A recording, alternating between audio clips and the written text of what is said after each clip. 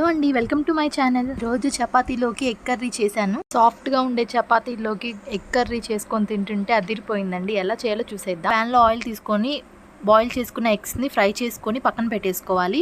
అదే ఆయిల్లో కొంచెం జీలకర్ర, కట్ చేసి పెట్టుకున్న ఉల్లిపాయలు వేసుకొని కొంచెం బాగా మగ్గే వరకు ఫ్రై చేసుకోవాలి. కొంచెం సాల్ట్ వేసుకోండి, తొందరగా మగ్గుతుంది. ఆనియన్స్ లైట్ బ్రౌన్ కలర్ వచ్చాక 2 టమోటాని ప్యూరీ చేసుకొని వేసుకున్నానండి.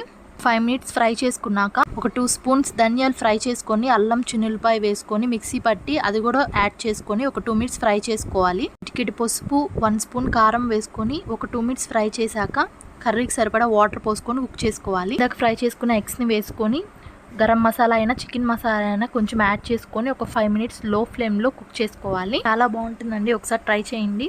సాఫ్ట్గా చపాతీలు రావాలంటే గోధుమ పిండిలో కొంచెం పెరుగు, కొంచెం వాటర్ కలుపుకుంటూ పిండిని కలుపుకోవాలి, లేదంటే చపాతీలు గట్టిగా వస్తాయండి. 10 మినిట్స్ అయినా బాగా కలుపుకోవాలండి. బాగా కలుపుకున్నాక కొంచెం ఆయిల్ వేసి ఒక 5 మినిట్స్ బాగా కలుపుకోవాలి. హాఫ్ అన్ అవర్ అయినా మూత పెట్టి పక్కన పెట్టేసుకోవాలి.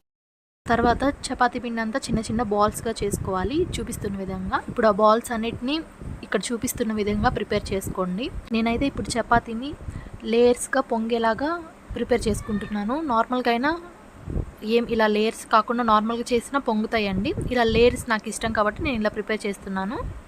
1 బై 1 చేసుకొని కాల్చుకుంటే సాఫ్ట్గా ఉంటాయండి. ప్యాన్ బాగా హీట్ అయ్యాక 1 బై 1 వేసుకొని లైట్గా ఆయిల్ వేసుకొని ఫస్ట్ హై ఫ్లేమ్లో పెట్టి చపాతీ వేసుకున్నాక మీడియం ఫ్లేమ్లో పెట్టి ఇలా బ్రౌన్ కలర్ వచ్చే వరకు కాల్చుకోవాలి. చూసారు కదా, చూపిస్తున్న విధంగా ప్రిపేర్ చేసుకోవాలి. ఎలా పొంగుతున్నాయో చూడండి, చాలా సాఫ్ట్గా వస్తాయి చపాతీలు. 1 వీక్ గ్యారంటీగా ఫ్రెష్గా ఉంటాయండి. చేసుకొని ఫ్రిడ్జ్లో పెట్టినా బయట పెట్టినా 1 వీక్ పాడవకుండా ఉంటాయండి. తినేటప్పుడు మళ్ళీ ఫ్రై చేసుకొని ఫ్రెష్గా సాఫ్ట్గా ఉంటాయి. ఇలా ఒకసారి చపాతీలోకి ఎగ్ కర్రీ చేసుకొని ట్రై చేయండి, చాలా బాగుంటుంది. వీడియో నచ్చినట్టయితే ప్లీజ్ సబ్స్క్రైబ్ మై ఛానల్.